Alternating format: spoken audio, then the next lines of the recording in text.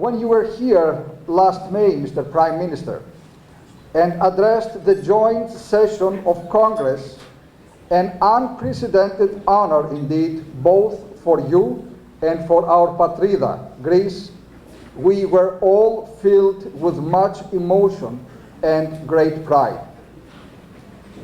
For in time of global uncertainty, you continue to demonstrate the leadership qualities that both Greece and the entire world need.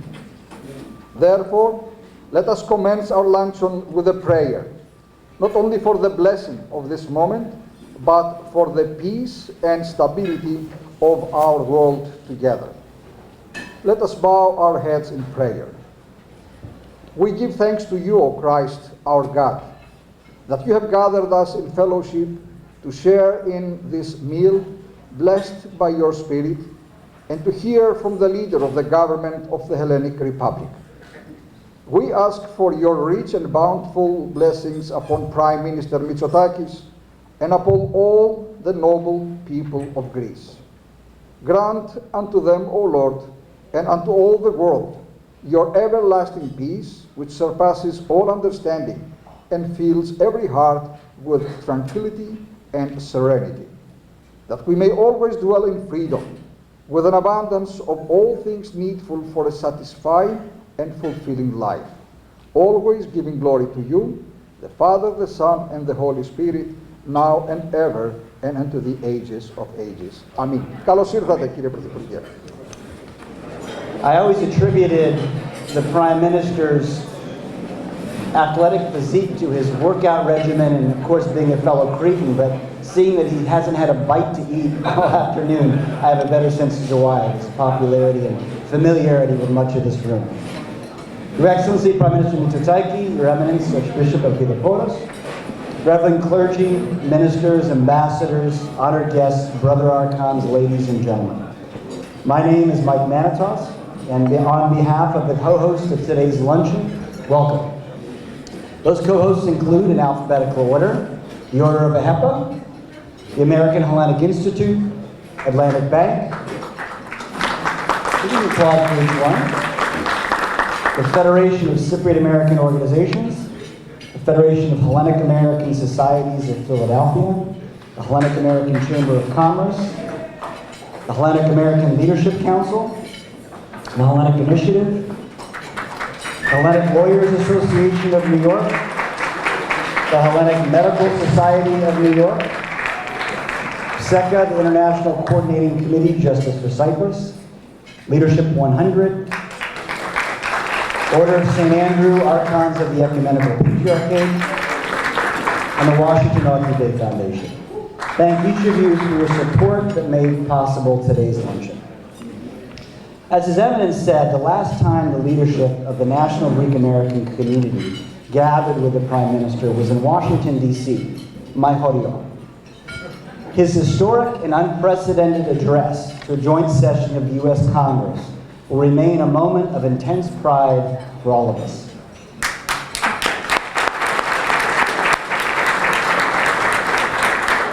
As my father can attest, U.S. policymakers and other American thought leaders are still raving about it. Mr. Prime Minister, you represented all of us with such dignity, grace, and strength. We can never express the honor that we all felt for this vision you portrayed of the face of the new Greece. Thank you.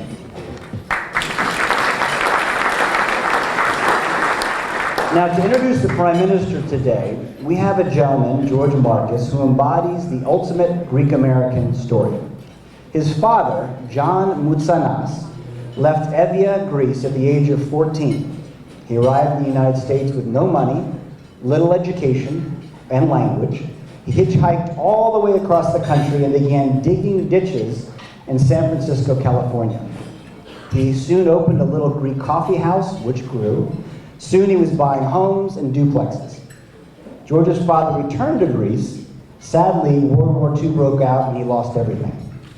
He came back to San Francisco a second time, this time with his 4-year-old son, Yorgo, and started over again, once again, as a laborer. George Marcus showed the same work ethic and ingenuity in his life. In school, George had a 100-book list on top of the reading assignments for his classes. In his first job, in what George refers to as a seminal moment in his life, he was called into his boss's office. And his boss said, "George, you're working too hard and putting out too much work. Slow down. You're making the rest of us look bad." It was that moment that George started to decide to create his own real estate company. From that little company became Marcus and Millichap, which 50 years later is the #1 real estate investment, sales brokerage, and capital markets advisory in North America.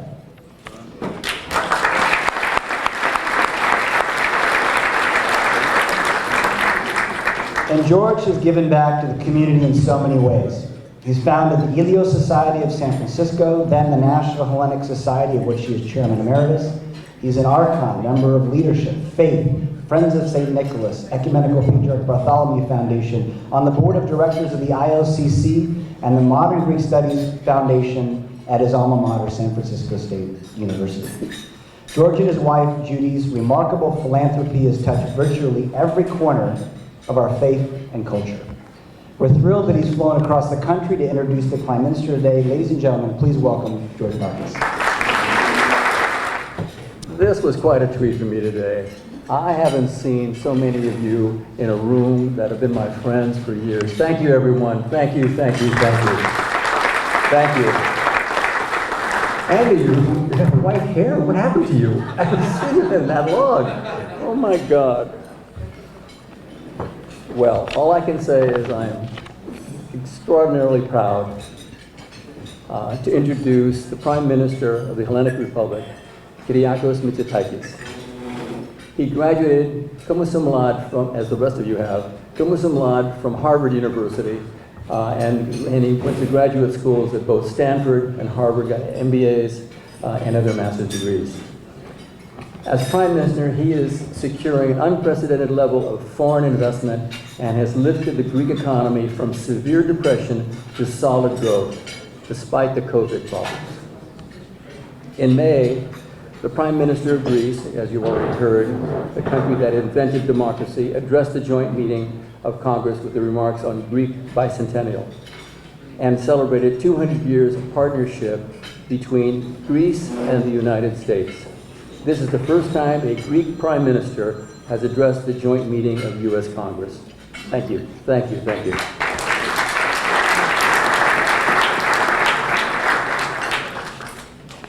During the joint meeting, the Prime Minister emphasized the importance of cooperation with our many nations, maintaining global peace, addressing climate change, improving human rights. During his address, he stated that principles that bind our two countries together are shared belief in freedom over tyranny, in democracy over authoritarianism, in the fundamental importance of respect for the rule of law. The Greece of today is a pillar of stability and democracy. Thank you, Prime Minister. Your Excellency, you are not only Prime Minister, you are Prime Mover. In the universe of diplomacy, statesmanship, and global leadership, we thank you for your presence with us today, and we are eager to hear your words of wisdom. Thank you so much. Your Eminence, Ambassador, ladies and gentlemen, dear George, first of all, thank you so much. Thank you for your kind introduction. Thank you for everyone for making this event a reality. I'm truly honored by your presence, by your warm greeting, and by your very kind words. Indeed, my visit to New York comes only a few months after what has proven to be an extremely successful visit to Washington, D.C. And I would just like to take the time to thank all of you, especially some of you who worked extremely hard to make this visit and this speech a reality. It was not obvious when we started planning it and discussing it with our excellent ambassador, Alexandra Papadopoulou. Please give her a round of applause. She's really deserved it.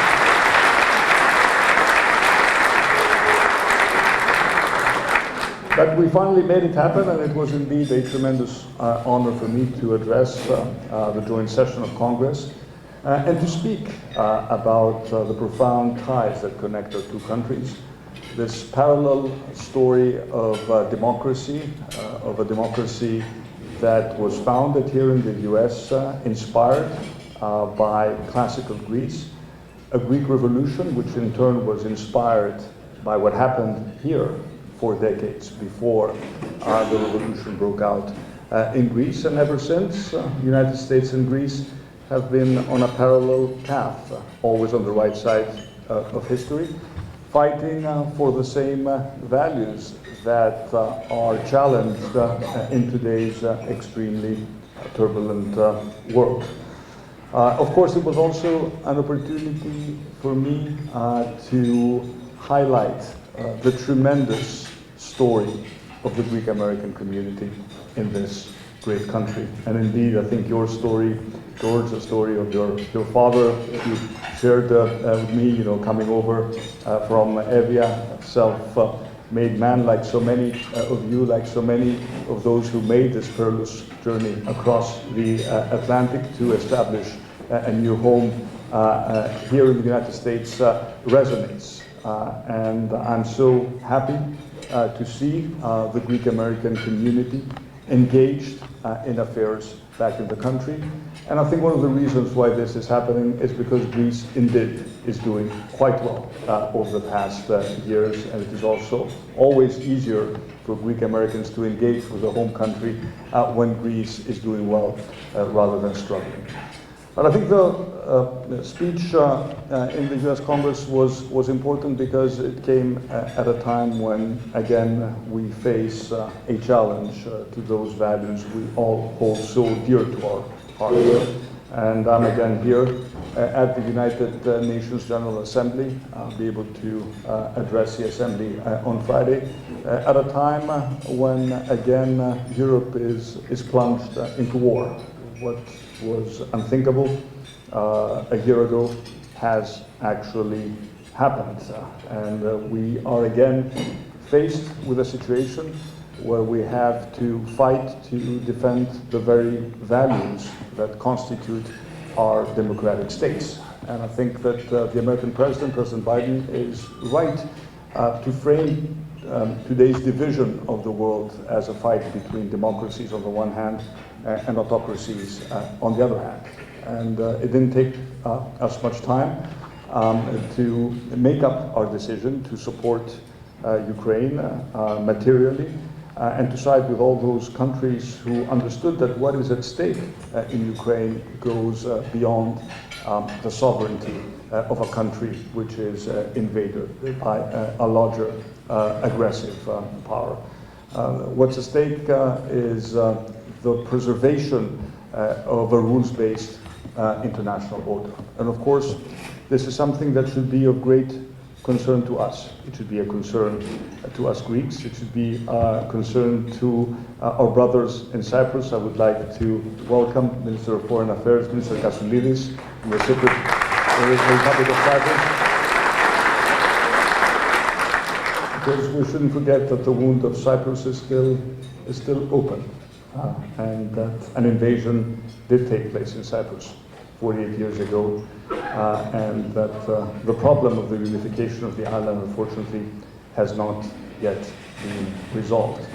And of course, it is so important for President Putin to be defeated in Ukraine, not only for the sake of Ukraine, but in order to send a signal to all authoritarian leaders that borders cannot be redrawn through force, that historical revisionism will not be rewarded, and that there is only one way to solve disputes in today's world, and that is adherence to international law and the ability of civilized states to sit down, discuss, and resolve their differences peacefully. I know you probably expect me to speak at length about our current state of relationship with Turkey. I will refrain from doing that. I will spend some time on this issue when I address the United Nations General Assembly. I would only say one word on this topic. Greece is not going to be bullied by our aggressive neighbor.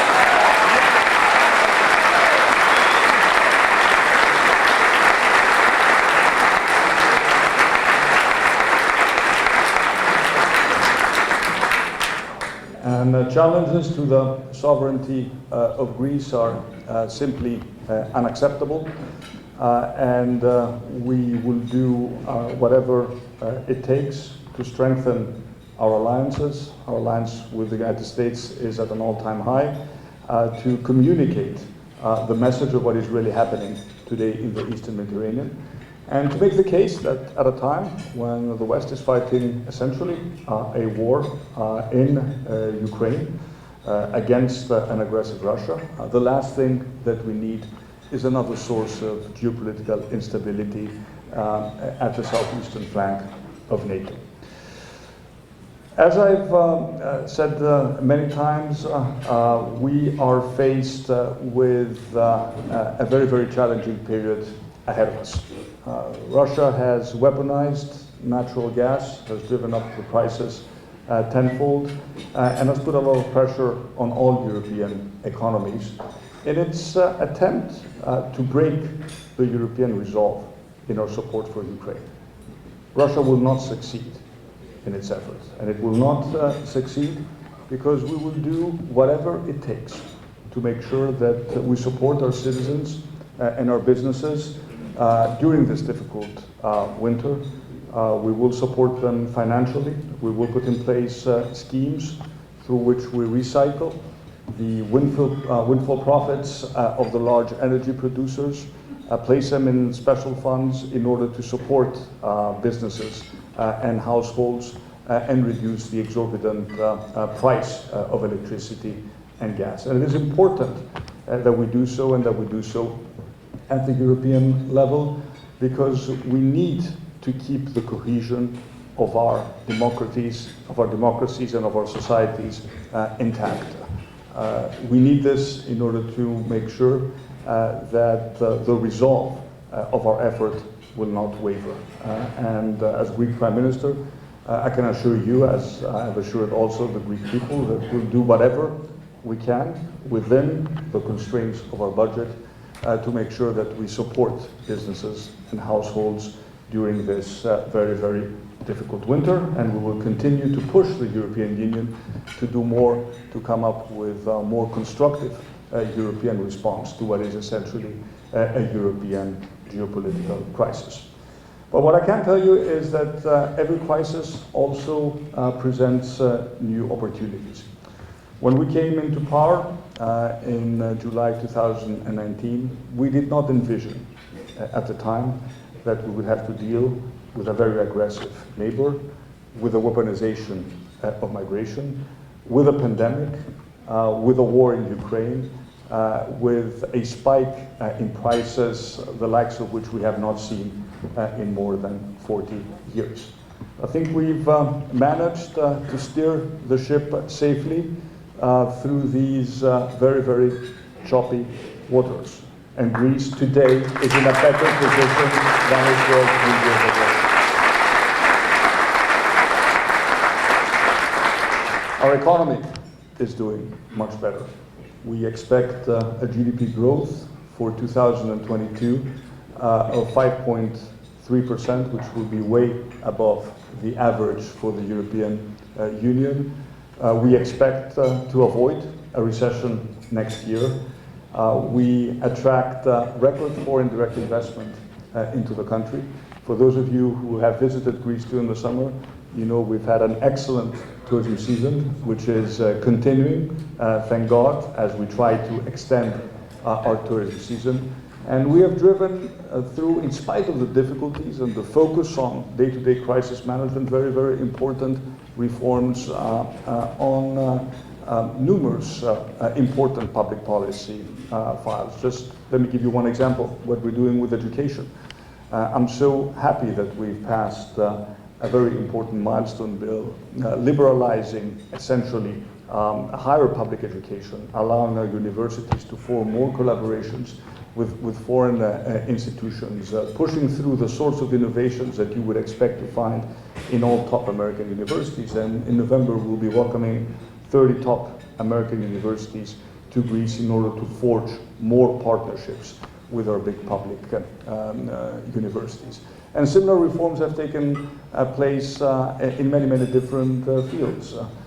3 years ago, if you had to deal with the state, you were forced to stand in a queue and battle, daily Greek bureaucracy. Now, for those of you who have been in Greece, you know that many of the things that you needed a physical presence in the past, you can do through your mobile phone, through the gov.gr application. And at a time when in the US, you still have a little handwritten vaccination card. In Greece, we pioneered the digital certificate, and we were ahead of Europe in terms of driving through these types of digital reforms. And of course, the big investors have taken notice.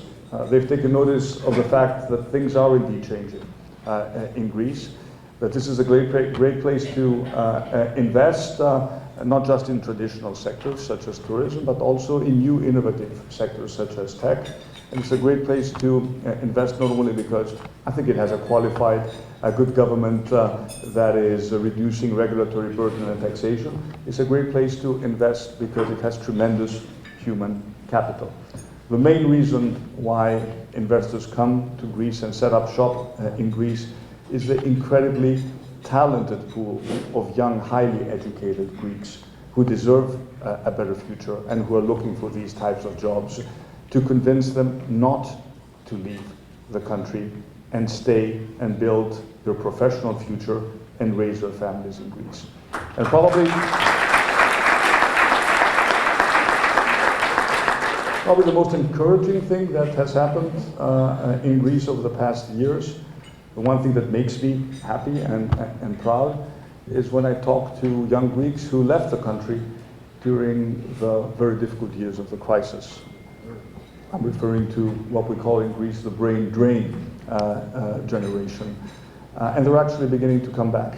They're beginning to come back because they know they can get better jobs, but they're beginning to come back also because I think they believe in the long-term prospect of the country. And this is incredibly encouraging. It makes us work every day even harder to complete this project, which, in spite of all the big changes that we've made, is half finished. And that is why the next elections are also particularly important from a political point of view, because there the choice is also very clear. It's a choice between staying the course, continuing the important changes that we have implemented, drive through reforms, continue on the path of a foreign policy that builds upon our strong regional alliances. Let me welcome David Harris, who's an excellent friend of Greece on behalf of the AJC, and congratulate you on the terrific job you've done and on the important contribution in further strengthening the relationship between the US, Greece, and Israel. So, I mean, the one path is very clear, but there's always a risk. There's always a risk that we could revert back to our bad habits and undo all the progress that we have made. I don't want to make this a political discourse or a political debate, but we will be having elections in 2023, and I think that the dilemma that the Greek people will face is going to be very, very clear. I have confidence that we will be able to continue the work that we have started. Again, as I told you, the project of reforming Greece bottom up, not just top down, has only started, and it will need time to be fully completed. But at the end of this path, because we have a very clear vision about what Greece should look like in 2030, is a completely different country. A prosperous country, a country that has reduced income inequality, that is able to punch above its weight in Europe and in the region, a country that is able to leverage its tremendous comparative advantages, not just its talented people, but also its natural beauty, its cultural heritage, a prosperous and just country that will bear no resemblance to the country of the financial crisis of the second decade of the 21st century. So allow me to conclude by allowing us to think big. I mean, I think the sky is the limit when we think in terms of the potential that this country really has. And of course, in order to fully materialize this potential, we need your help, we need the support of the incredibly talented, prosperous and dynamic Greek-American community. And I know that you care a lot about what's happening back home. And it gives me a tremendous joy when you feel proud about what Greece is able to achieve during these difficult times. Thank you very much for your attention, and thank you for the support you're offering to our whole time. Thank you so much.